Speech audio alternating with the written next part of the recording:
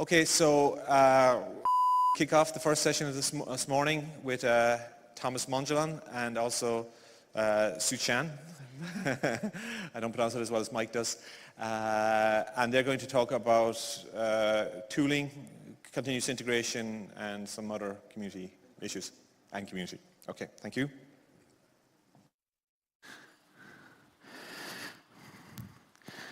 Okay, good morning. So we will present with Chen, and we'll try to be a bit fast to allow more questions at the end. So please don't hesitate to ask questions. Okay, so the agenda is mainly about community, just an update to let you know what happens. First, let's start with the website. So, as you can see, the website was created for 4 years now, and it becomes a bit stable. We have a lot of visitors, like 10,000 sessions per week, and it's going to be more stable now. And okay, I want to thank the people hosting the server. So we have Fastly for the CDN thing. It is fast.dpdk.org, so you can download your releases really fast from everywhere in the world. Thanks to them. And we have also Gandhi as a support. They are a French hosting provider, and they hold the server. They are helping a lot. And news about the hosting, we are going to move to HTTPS on a user request. Thank you, Luca. So hopefully you will be able to give your password to dpdk.org securely. Oh, and it's important also to say that HTTPS can help to be sure that your tarball is not compromised, because it is a secure tunnel. Okay, let's talk about the mailing list now. We are 1,600 members in the dev mailing list. It's a lot. Not everybody is speaking. As you can see here, it is the number of new registrations per month. There were a lot of new registrations 2 years ago. Now it's more stable. So again, the community is going to be more stable nowadays. And just a small comparison, there is also a users mailing list with less members. I will talk about it later. It is another metrics about how many people are talking on the mailing list. So again, it is more stable this year, as you can see, and we have more than 100 people talking every month on the mailing list, and there are a lot less people on the users mailing list. And it is a more recent mailing list, by the way. So we talked about it a bit yesterday, but it seems probably mailing list is not the best place for the users, maybe. So it's an open question how to engage more with users. And for sure, we have not enough feedback from users from now. We can also see, okay, we will see that later. So this year, we had 4 releases, and that's also an open question. It's a crazy reason to have 4 releases. I think everybody is happy with it because we have a lot of new changes, improvements very often, but it's also a lot of work. And this year we had few significant contributions for these new companies: Solarflare, Microsoft, Atomic Rules, ZTE, and Wind River. They appeared contributing this year, so thanks to them. Okay, these are the patch per releases, and this is maybe the only metrics which is not stable. We continue to grow with the number of patches and the number of contributors. So probably it just means that we are working more. And now it's become very standard to have more than 1,000 patches per release. So that's a lot. Who is doing these patches? As you can see, Intel is doing most of the contributions, less than a half. And there are also some companies which are doing some significant contributions. I would like to talk about a few of them which are now implementing almost every features in DPDK, which are NXP, Cavium, Mellanox, and hardware vendors, and Sixwin as a software vendors is also doing a lot. But as you can see, it's very interesting because now the hardware vendors are contributing more and more. So it's becoming to be better balanced nowadays from a hardware vendor perspective. But the other outcome is that our community is mainly led by hardware vendors. And it's also related with what I was saying just before. There is not a lot of users participating in DPDK. At least not participating with patches and not participating a lot with feedbacks. So probably that's one of the main concerns now. What else about that? I would like to say it's really nice to see all these hardware vendors collaborating on the same software, even if we have some competitions. We have at least one place to collaborate. It's really great. So now DPDK is supported for ARM platforms, for IBM Power Platform, and of course Intel platform. We recently dropped the Tyler platform, and we also dropped some old Intel platform which were not supporting SSE 4.2. So we'll continue to add more platform, and we try to keep only the most relevant ones. About support from distributions, we are doing most of the testing on this distribution. You see there is only one BSD distribution, the other one are Linux-based. And about kernel, it's a bit strange, but the support on FreeBSD is not so strong. Maybe because we have not so many requests from users. So most of us are focusing on Linux. And we have no so many relationship with Linux community now. We are using what they are giving us, like VFIO. There was some discussion just to have VFIO working without IOMMU. So it was great. Sometimes we have some restrictions, like on huge pages. Now it's becoming harder to use huge pages without being root, especially. But we have also some new things, and maybe the next new thing is IF package v4 on Linux. It's going to be a new standard to use zero copy with any device. So we have to track it. And we are also working on something to control devices with netlink.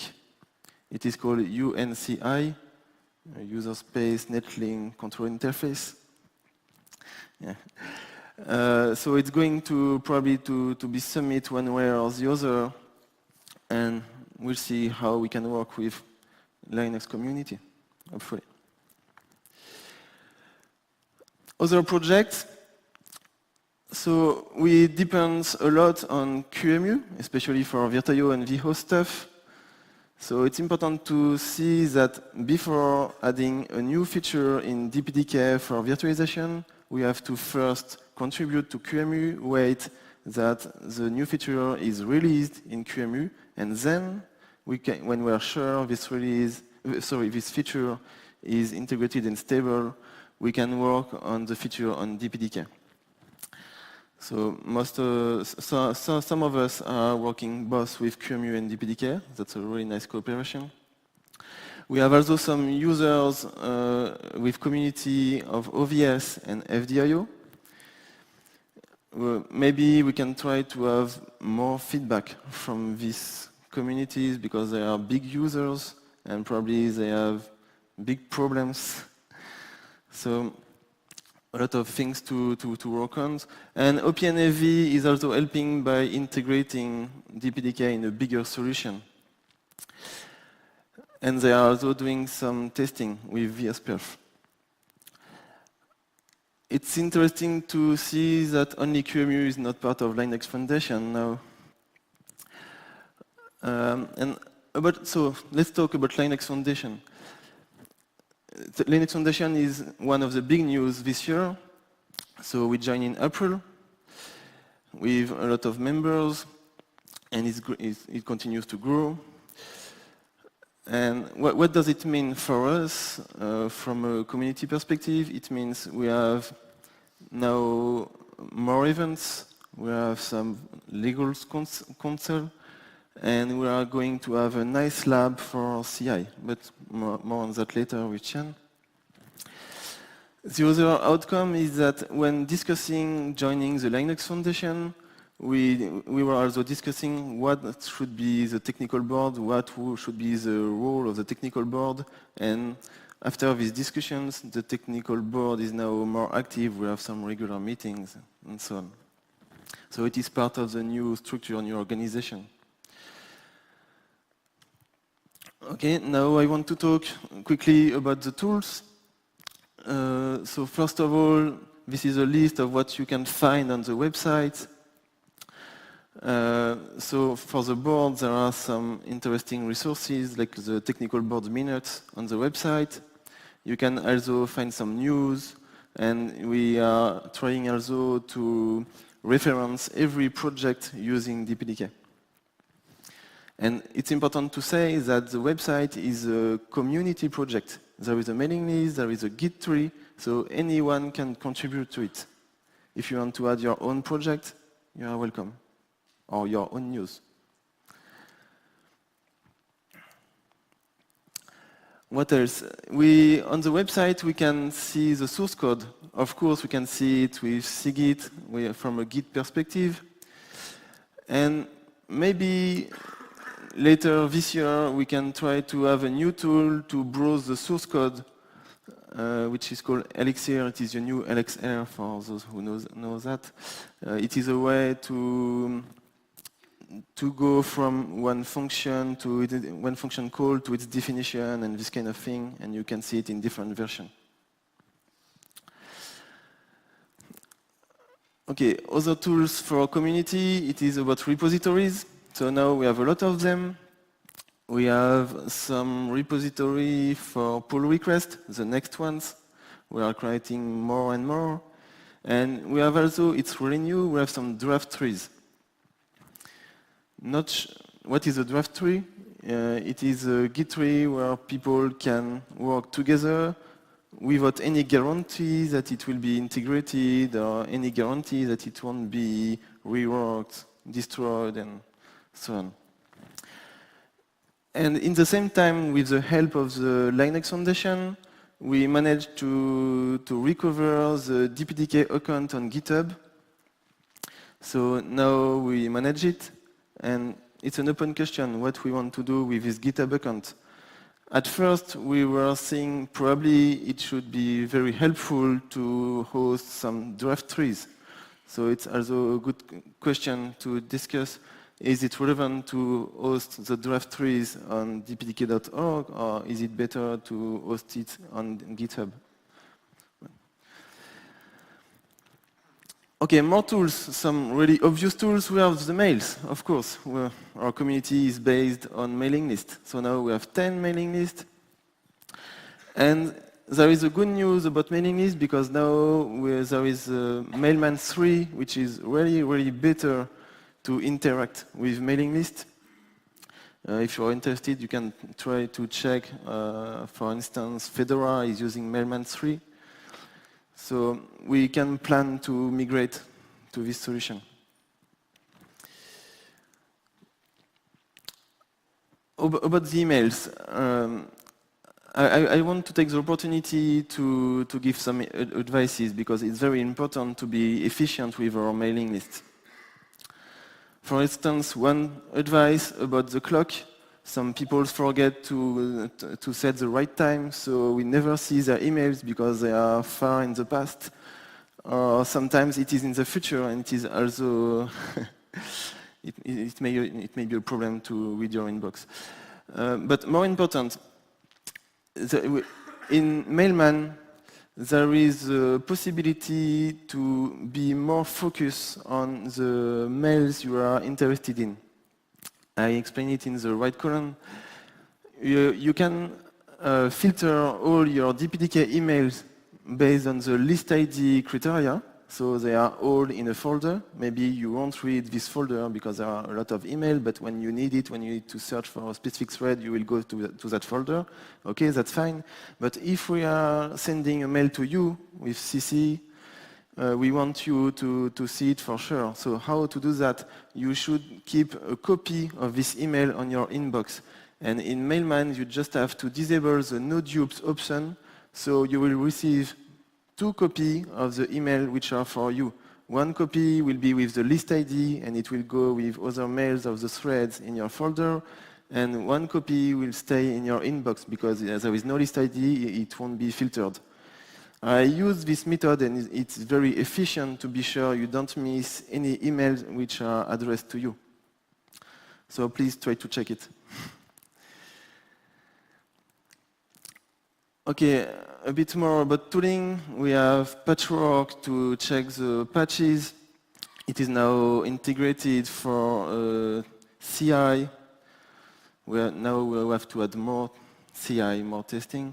And there is a new version also of Patchwork. It is a 2.0 version from this summer. And probably it will be very helpful for a few features, and especially it is now managing the series fully. So you can see patches grouped as a series. You can see the cover letter. And for the CI, it can be helpful to take the whole series and test it. Okay, probably I have to stop because Chen wants to talk about CI. But just there is a list of more tooling we are using. Or two of us, we are not using them. Like code spell is just to check the spelling in the comment of the code. I think it could be good instead of just fixing typo afterwards. And the last one, packet fuzzing, it's not a tool, it doesn't exist, but just an idea. For testing our drivers, it could be interesting to check if our drivers are not failing when we send any kind of packet with some errors on pin packet or strange things. So it's an open idea. Maybe we can have a community work of having a tool to send some random packets and check how the driver behaves. Okay, now I let Chen talk. Yeah, thanks, Thomas, and thank you, everyone. For people who may not know me, I'm Chen. I'm from Intel, and major work is on DPDK validation and some performance testing. Next, I will talk about the CI, the Open Lab, and the Bugzilla. And you can see this is the overall CI picture, and we can have 3 types of roles. One is the developer, and we have the CI infrastructure, and we have the execution servers to doing the build or functional or performance testing. And on the left, there is some developers will submit the patches onto the dpdk.org, and in the middle, we will set the Jenkins jobs to schedule the CI jobs. For example, we will do the per patch build, or we will do the daily functional regression, and this is for some CI job scheduling. But this execution of testing is not on the Jenkins, it's on the real servers. We will have different servers doing the build, doing the functional testing, doing the performance testing. So the overall process is that developers submit the patches, and Jenkins will schedule the testing, and the testing will be done on the servers, and the result will go back to the, you can see the format can be various. We can go back to the CI Patchwork, integrate in the Patchwork online, and now we can also send some mail notification for some failed case. Since maybe you don't want to get the successful mail about your build, but you want to get the failed if your patch failed the compilation. So you can see on the left, we have some, I just copied the screen from the Patchwork. There's the report we currently have for the per patch build or the per patch check. Okay. And currently, we are doing CI in two ways, in two categories. One is for the per patch. When the patch submitted or your patch set submitted, we will do some testing. And another is for the daily regression or daily something. It's for the patch already merged into the system, into the REPL. And first, we talk about the per patch. And you can see, Thomas mentioned we have many subtrees. And currently, we are covering one master and 1.6 subtree. Maybe we can add more. And we will do the check of the patch format.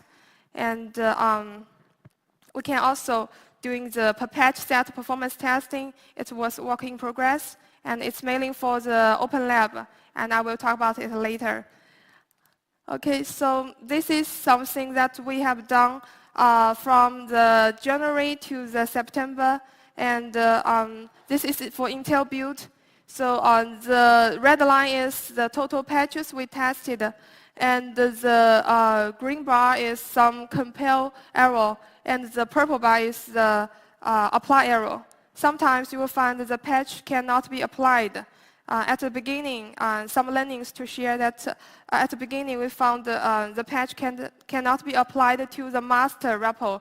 And we found, oh, maybe it can go to the next RTL or next net. So we add some go through all the subtrees to make sure the patch can be applied to the REPL. And the second thing is that how to recognize a patch. And sometimes you will find different format from different users.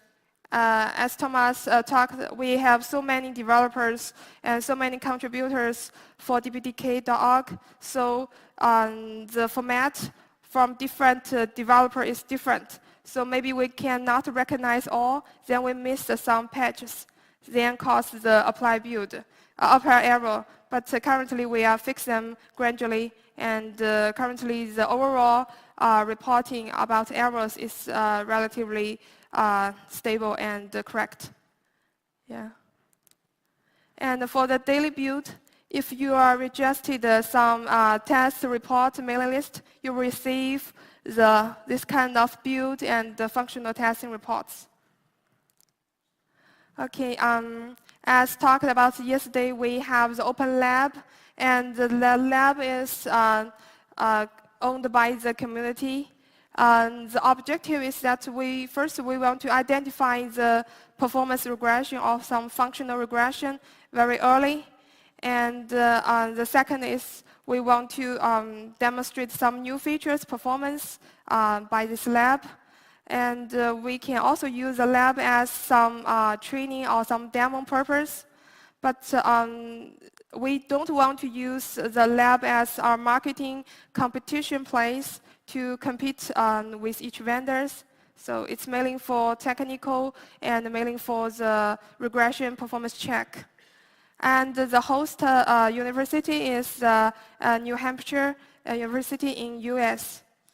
And the hosting university will provide the space, the network, the access, and I can also provide some people, the 1.5 students to do the test scripts and some infrastructure about CI.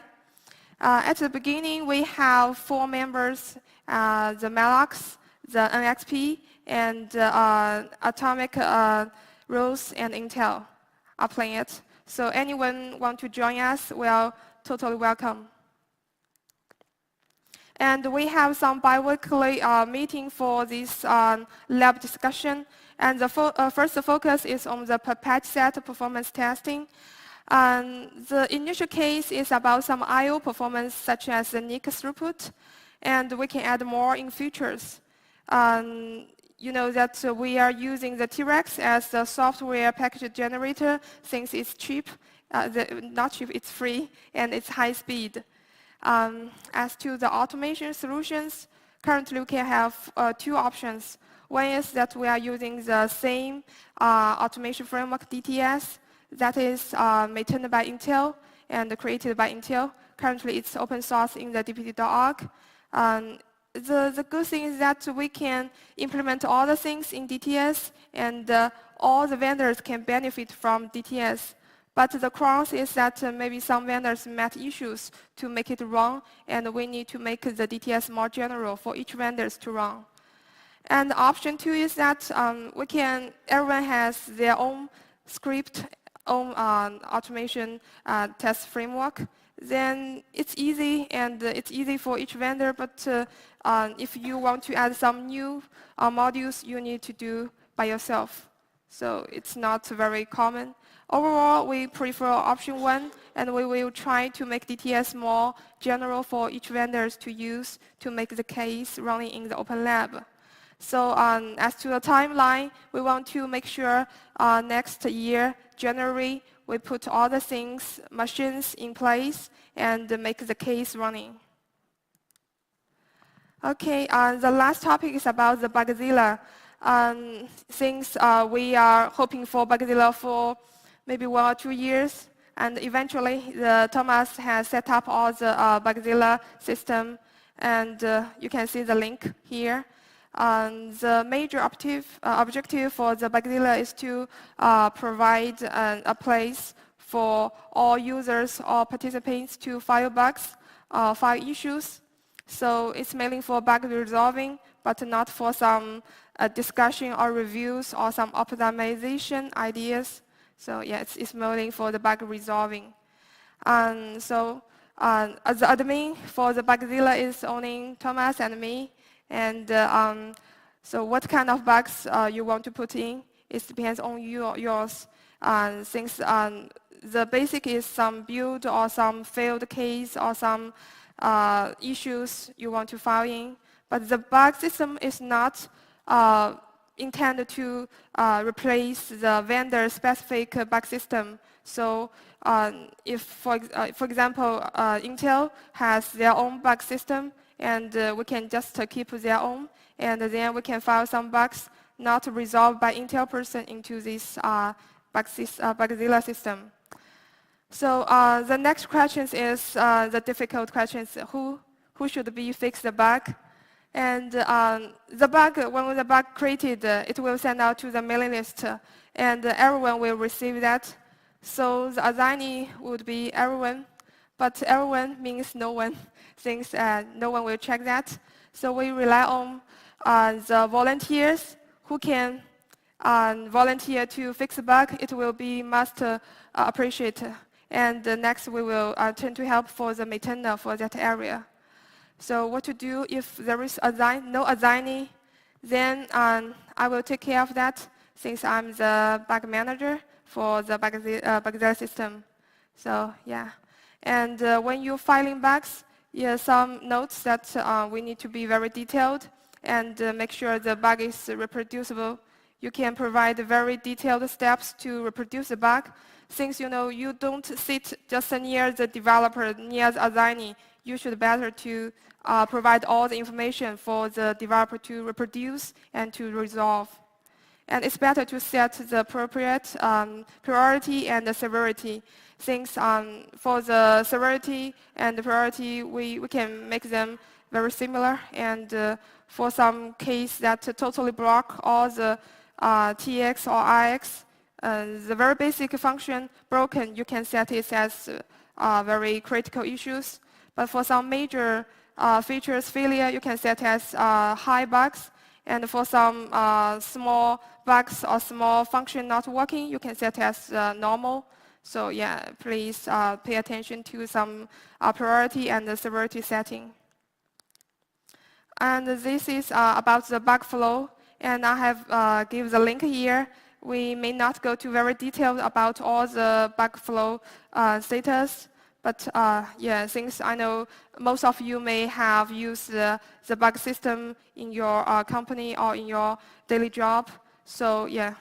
As to the status, some notes that first we will create the bug as unconfirmed. So we are not sure if it's a bug or not. And then the bug can be confirmed and assigned to some people to resolve them. And the bug can be marked as resolved if it's the patch sent out to the community. And then the QA or the reporter should verify the bug and then set it verified or fixed. If it's not fixed, you can mark it as committed. Just go back to the original state. And yeah, so that's for the Backflow. So yeah, my part is done. Yeah, thank you. Yeah, next we can have some Q&A and some discussion. Yeah. Okay. Wow. Okay. Yeah. Can you hear me? Okay. About Bugzilla, Yeah. you ask who will be fixing bugs, and that's a good question. So I have an advice for you. If you don't want to fix any bugs, you just have to not register to Bugzilla, because we can assign bug only to people who are registered. So, okay, but Yeah. Okay. but actually, it is a call to register to Bugzilla, and we are expecting at least that every maintainers are registered on Bugzilla. If we are not registered, the workflow doesn't work. So please, everyone register now. And thanks to Chen for managing Bugzilla now. Just the last thing, you said admin, you and me, actually it's more you. But I will continue to check what happens on the server stuff. And I want to add that now Mellanox is dedicating one person full-time to manage the server and this kind of thing. Okay. Okay? So that's also good news. Okay. Yeah. Farrell. Yeah.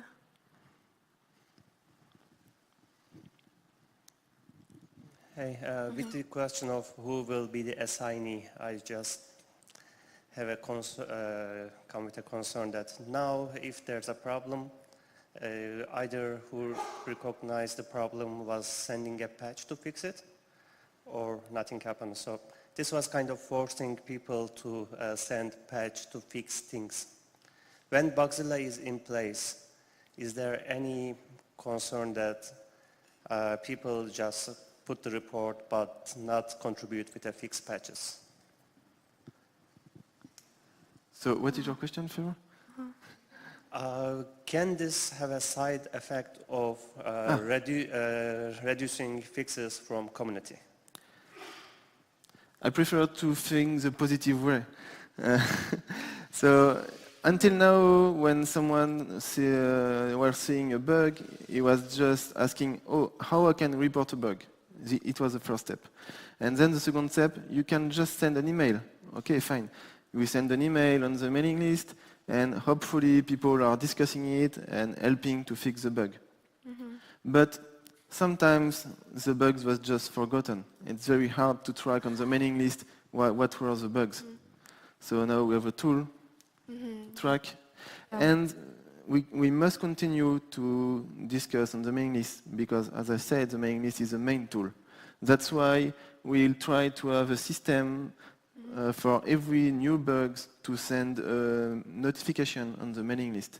But at the same time, we don't want to spam the mailing list with every comment. So that's just a balance. Yeah. Okay. Stefan? In my experience, Bugzilla is only really useful for people who really care about Bugzilla. So hopefully somebody, whoever's the Bugzilla master, which is kind of what I do with NetDev, is take the bugs, filter out the ones that are we already fixed that, go away, or come back with more information, and then the ones that are real get put to the mailing list. Because I don't think everybody who actually who might contribute is going to bother scanning and dealing with Bugzilla, and that's one more thing. So I think that, if you use it as a database and you use it as a front-end filter, but when you get the hard technical ones, put them to the mailing list because nobody's going to go looking for it there, is my advice. And somebody has to take that role as the front-end filter. Yeah, I agree. Yeah, I think, some simple bugs we can fix in Bugzilla. It's very simple, but some bugs maybe need some infrastructure or some big changes we can discuss in the mailing list also. Well, yeah. also you can forward it to, if somebody says, I40E Nick crashes with this, you send it off to the I40E maintainer. But Yeah, sure. Okay, yeah. This. There was a talk yesterday about maintaining the DPDK wishlist items. So do you want to use the Bugzilla also as a tool for maintaining the wishlist items for DPDK? Versions? Oh. Feature requests. Feature requests, things I just mentioned about the bug system is first focus on the bug resolving, not for some feature or some discussion about them. Yeah, I think we can start from simple and then do more in future. But, Yeah, as Stefan said, not everybody is interested in bugs, but I think everybody is interested in feature request. So the main tool for feature request should be the mailing list. And when there is an agreement, we can add the feature in the roadmap on the website. yeah, okay. Yeah. Why don't we use a GitHub pull request instead of patches on the mailing list, just as a general direction? Having comments on the pull request? Pull request from which tree? On GitHub, instead of sending on the mailing list patches, submitting pull request on GitHub trees. This question was discussed with the technical board, and the decision was to use only mailing list and patches sent on the mailing list, and use mainly the repositories hosted on dpdk.org. So the goal with GitHub is just to have some side repositories, maybe for side projects or for drafting some features, but GitHub is not part of the workflow, of the main workflow at least. I understand it's currently not part. The question is if there are considerations there is for no changing plan. this? No change. And yeah, it reminds me something. We have to do one change on GitHub because for now there is a pull request option enable, and as it is done for the Linux community, we must send a message to people opening a pull request just saying, oh, you are mistakenly. You should send your patches to the mailing list. Hi. Okay. So who's responsible for changing the status of a bug from unconfirmed to confirmed, or how does it happen? Yeah, you can doing these things on the Bugzilla. There is some, you can change the status. You can select them from the checkbox. Yeah. So each maintainer, or so the process is manually, right? So someone files a bug, Yeah. and then someone needs to go and reproduce the bug and say, okay, I assume that it's someone active in the community, or it can be any person. Yeah, it should be, first maintainer should be responsible for that. Yeah, when the bug is created, it will send the send a notification to all the DEV mailing list, and the maintainer should be notified, and something that, for example, the crypto things you may be very familiar, and you can pick up and check the link to the Bugzilla. Yeah. So. Thanks. Okay. In Bugzilla, there is a feature called Whining to remind you, let's say, every week what you forgot to do. Yeah. And if this feature is not working well, I'm sure Chen will do it. Okay.